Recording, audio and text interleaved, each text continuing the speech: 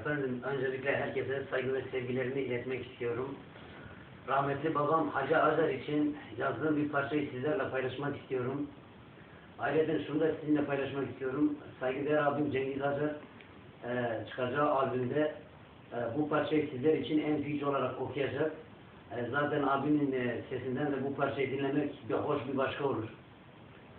فكان قوة خاشين صرخا من ترتشين طبيب شار ناديين عمرة شوفتنا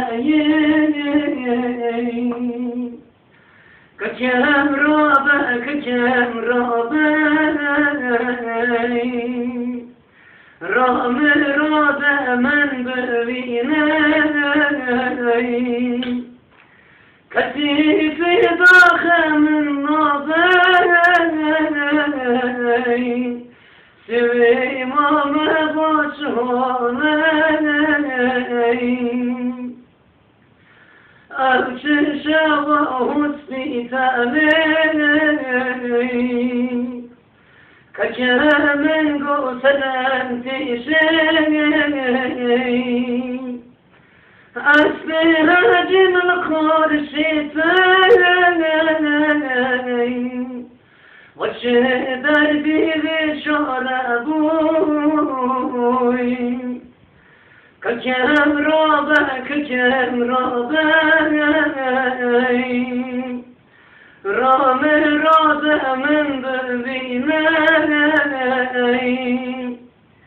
كتيف ضخم النظر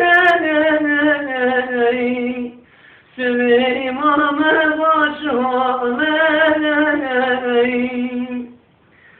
تقوار كلام من دابم پشک کابی من شما بر بوی کما خبی بخیروی کجم را بنی رام راد من ببینی کتیف داخل النظر سوی ما مباشرین. Saygılar.